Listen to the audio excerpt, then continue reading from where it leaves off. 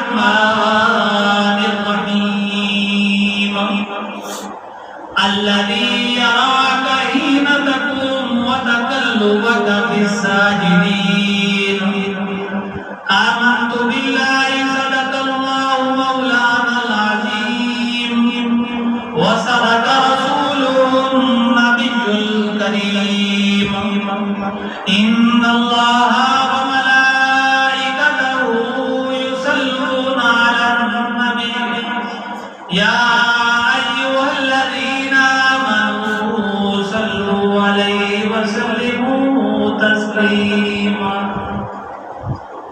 اللهم صل على سيدنا ومولانا محمد وعلى آل أصحاب سيدنا ومولانا محمد وبارك وسلم وسلم عليه زمانے تے کوئی آیا نہ ہوندا زمانے تے کوئی آیا نہ ہوندا جے رب نے نبی نوں بنایا نہ ہوندا کوئی شہر دنیا تے ہوندا نہ یارو جے رب نے مدینہ بنایا نہ ہوندا کیویں پڑھتے ہیں در نماز اثر کیویں پڑھتے ہیں در نماز اثر یہ سورج واپس بلایا نہ ہوگا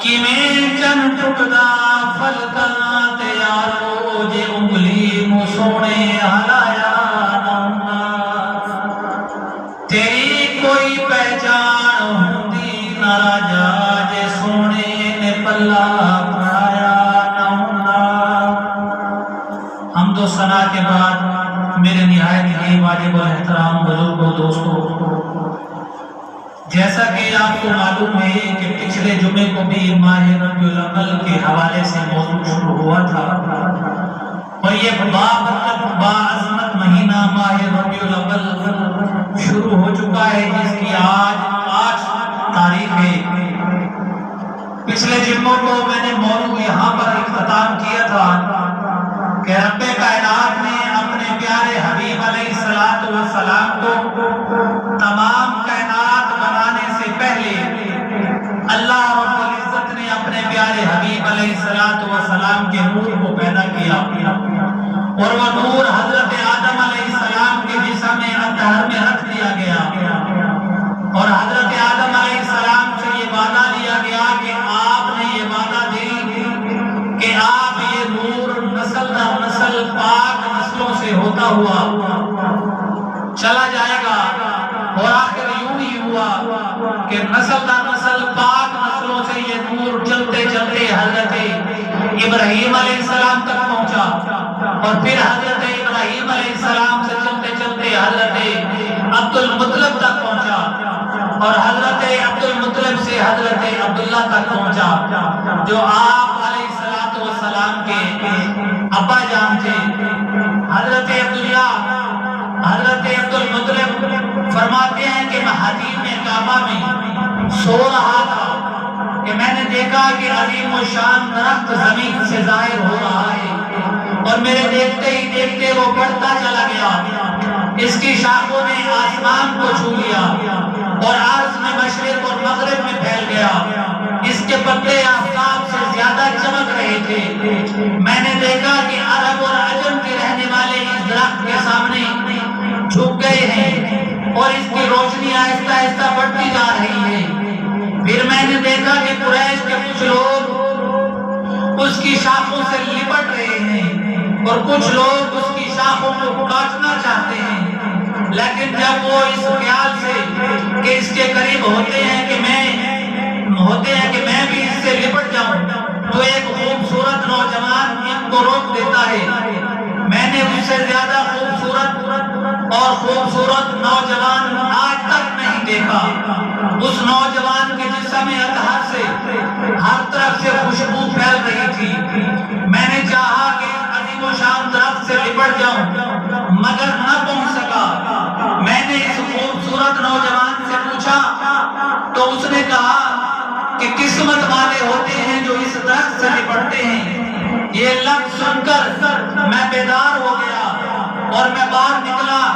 اور وہاں ایک عورت تھی جس کا نام کہنا تھا، جو خواب کی تعبیر بتاتی تھی۔ آپ فرماتے ہیں کہ میں اس کے پاس گیا اور میں نے جا کر اپنا خواب سارا اس کو بیان کیا، اس کو سنایا۔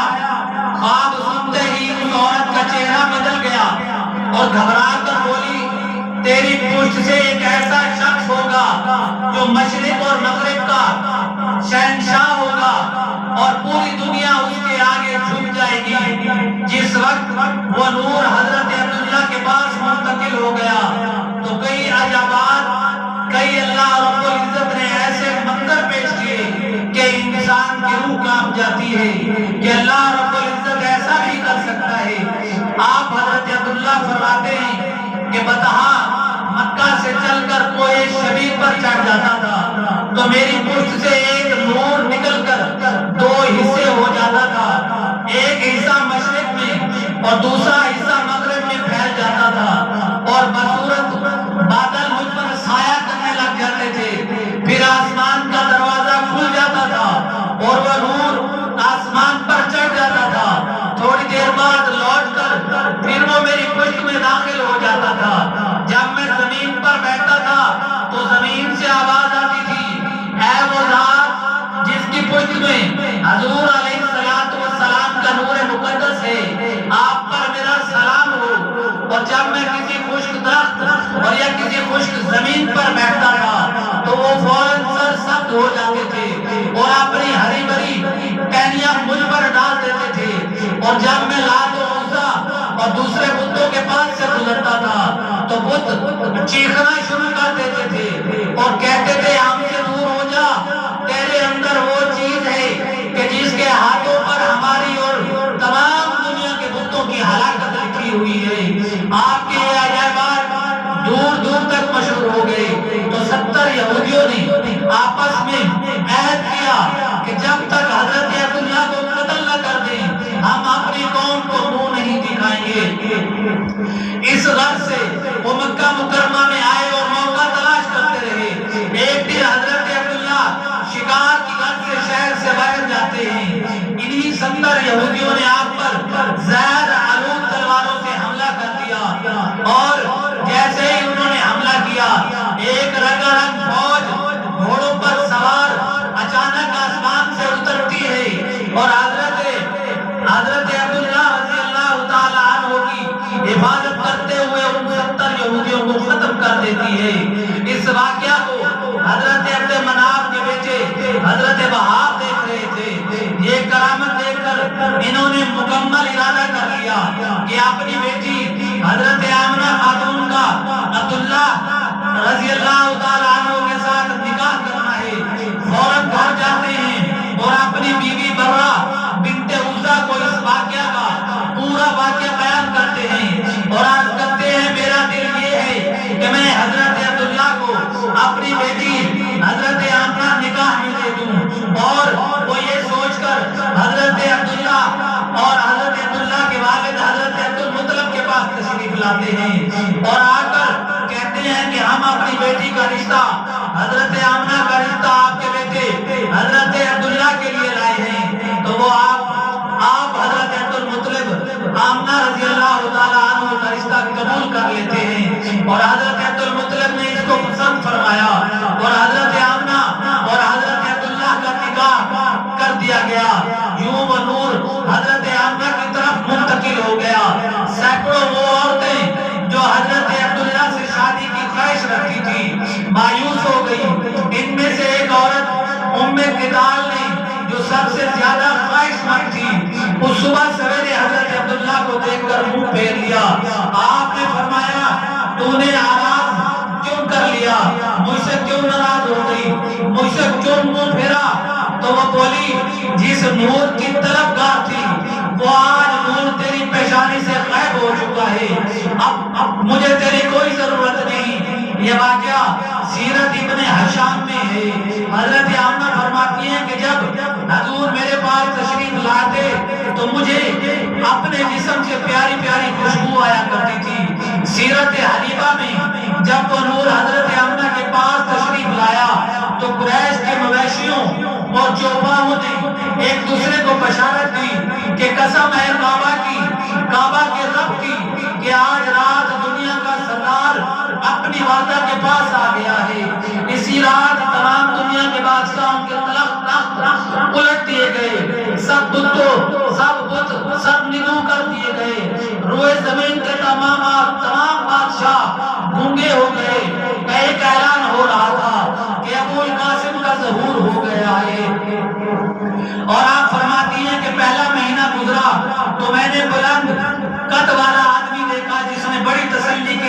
ساتھ فرمایا آمنہ تجھے خوشخبری ہو، تو نبیوں کے سردار کی حاملہ ہے۔ میں نے عرض کی آپ کون ہیں؟ تو آپ نے فرمایا میں آدم علیہ السلام ہوں۔ دوسرے مہینے حضرت شیش علیہ السلام کی زیارت ہوئی، انہوں نے مبارکباد دی۔ تیسرے مہینے نوح علیہ السلام، چوتھے مہینے حضرت ادریس علیہ السلام، پانچویں مہینے حضرت ہود علیہ السلام اور چھٹے مہینے حضرت ابراہیم علیہ السلام نے مبارکباد پیش کی، اور ساتویں مہینے حضرت اسماعیل علیہ السلام نے مبارکباد پیش کی، آٹھویں مہینے حضرت موسیٰ علیہ السلام نے، اور نویں مہینے حضرت عیسیٰ علیہ السلام نے بشارتیں دی۔ آپ اندازہ فرمائیں کہ ہمارے پیارے حبیب علیہ السلام کی کتنی عظمت اور کتنی شان ہے کہ جس کی آمد کی مبارکبادیں اللہ کے نبی دے رہے ہیں۔ حضرت آمنہ فرماتی ہیں کہ مجھے ان 9 مہینوں میں نہ کچھ بوجھ محسوس ہوا اور نہ کوئی ایسی چیز جو عورتوں کو پیش آتی ہے، میں اس سے بالکل بے خبر اور صاف رہی۔ حضور سید عالم صلی اللہ علیہ وسلم کے ظہور سے صرف 52 دن پہلے ابرا جو شاہ حبش نشی کی طرف سے یمن کا گورنر تھا، کعبہ شریف کی عظمت کو برداشت نہ کر سکا، ایک بڑا جنگی لشکر ہاتھیوں سمیت لے کر کعبہ شریف کو گرانے کی غرض سے حملہ آور ہوا۔ جب کعبہ شریف سے 30 میل دور وادی محشر میں پہنچا تو اس کے ہاتھی نے آگے جانے سے انکار کر دیا، آخر مجبور اسی جگہ لشکر پر پڑاؤ ڈال دیا گیا۔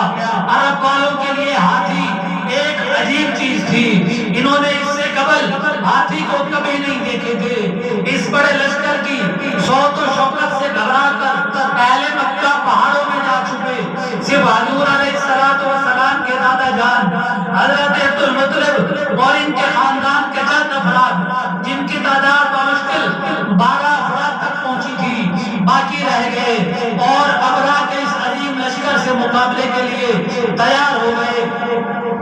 اسی دوران میں ابرا کے کچھ لشکری اہل مکہ کے مویشیوں کے ساتھ حضرت عبد المطلب کے چند اونٹ بھی لے گئے۔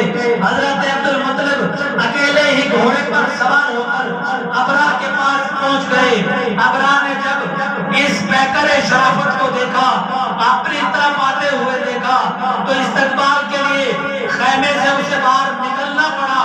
آخرکار اس نے نہایت احترام سے آپ کا استقبال کیا۔ اس نے کہا آپ کیسے تشریف لائے، آپ کا کیا نام ہے، آپ کا نام گرامی کیا ہے؟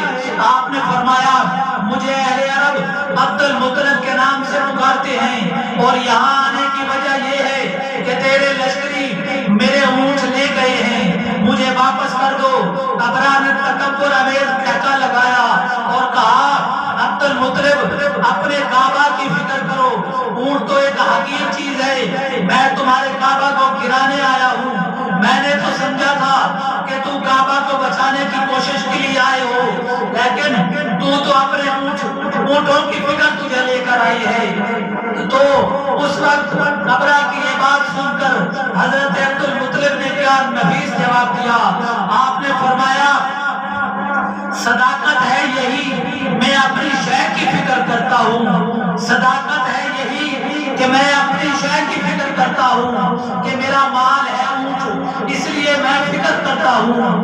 کرے گا فکر اپنے گھر کی جو اس گھر کا مالک ہے، کرے گا فکر اس گھر کی جو اس گھر کا مالک ہے، جو اس گھر کا مالک ہے وہ باہر و بر کا مالک ہے۔ اے ابرا مجھے کعبہ کی فکر کیوں ہو، کعبہ جانے، کعبے والا جانے، مجھے میرے اونٹ واپس کر دے۔ ابرا آپ کا یہ صداقت انگیز جواب سن کر خاموش ہو گیا اور آپ کے اونٹ واپس کر دیے۔ آپ اونٹوں کو لے کر گھر واپس تشریف لائے۔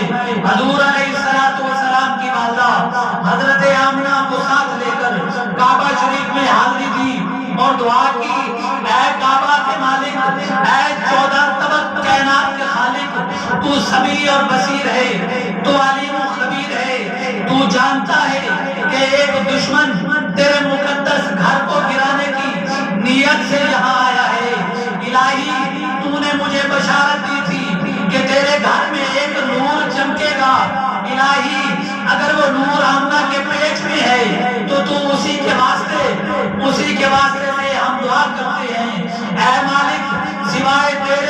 ہم کسی سے نہیں ڈرتے، اے مالک بچا لے بچا لے اپنے گھر کو اس دشمن کی کوشش سے، اے آل اسماعیل کے سامان کی عزت کو بچا لے۔ صبح سورج کی طلوع کے ساتھ ہی ابراہ کعبہ پر حملہ کی تیاری کرنے لگا۔ ادھر حضور علیہ السلام کے وسیلہ سے مانگی ہوئی دعا فوراً قبول ہو گئی۔ پروردگار عالم نے ابابیلوں کے لشکر کو تیار کر کے حکم دے دیا۔ لشکر ابراہ کی کعبہ پر چڑھائی کا منظر حضرت عبد المطلب نے اپنے خاندان سمیت ایک پہاڑ پر کھڑے ہو کر دیکھا۔ جو ہی لشکر کے ہاتھی کعبہ کے قریب آئے تو سب کے سب عظمت کعبہ کے سامنے سجدے میں گر گئے۔ مہتاب اور ہاتھیوں کو مارتے ہیں، اتنے اٹھانے کی کوشش کرتے ہیں مگر نہیں اٹھتے۔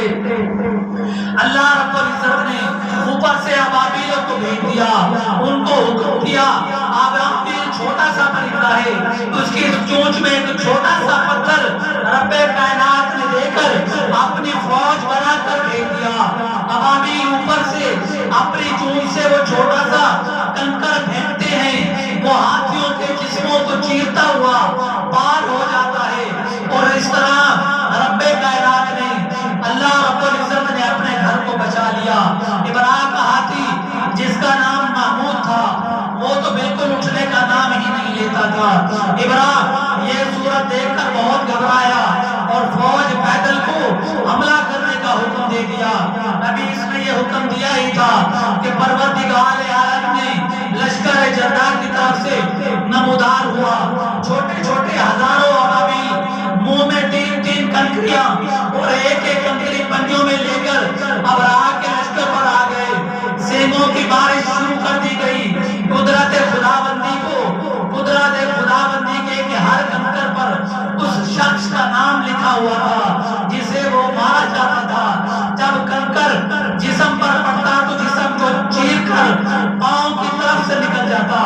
دیکھتے ہی دیکھتے یہ عظیم و شان لشکر چند منٹوں میں تباہ و برباد ہو گیا۔ قرآن پاک نے اس واقعہ کو اتنے شاندار طریقے پر بیان فرمایا۔ ارشاد ہوتا ہے الم تر کیف فعل ربک باصحاب الفیل الم یجعل کیدہم فی تضلیل وارسل علیہم طیرا ابابیل ترمیہم بحجارۃ من سجیل فجعلہم کعصف مأکول۔ اے محبوب کیا تم نے دیکھا، کیا تم نے نہیں دیکھا کہ تمہارے رب نے ہاتھی والوں کو کیا حال کر دیا؟ کیا ان کا تباہ نہیں کر دیا گیا، اور پرندوں کی ٹکڑیاں بھیج کر انہیں پتھر کے کنکر مارتے مارتے ان کو مار ڈال دیا گیا۔ اسی لیے عرب والے اس سال کو عام الفیل اور سنت الفتح والا بہتاج بتاتے ہیں۔ جب نور کے ظہور کا وقت آیا اور رات جا رہی تھی اور صبح آ رہی تھی، پیر کا دن تھا، سید آمنہ فرماتی ہیں کہ میں نے ایک مختصر جماعت کو آسمان سے اترتے دیکھا جن کے پاس 3 سفید جھنڈے تھے، اور اس جماعت نے ایک جھنڈا میرے گھر کے صحن میں گاڑ دیا، ایک کعبہ کی چھت پر گاڑ دیا، اور ایک بیت المقدس پر کھڑا کر دیا۔ اس سہانی رات میں آسمان کے ستارے قریب آ رہے تھے، اور ان ستاروں کی روشنی نے تمام دنیا کو نور سے بھر دیا۔ میں نے دیکھا آسمان کے دروازے کھل رہے تھے۔ میں گھر میں اکیلی تھی، عبد المطلب طواف کے کعبہ کو گئے ہوئے تھے۔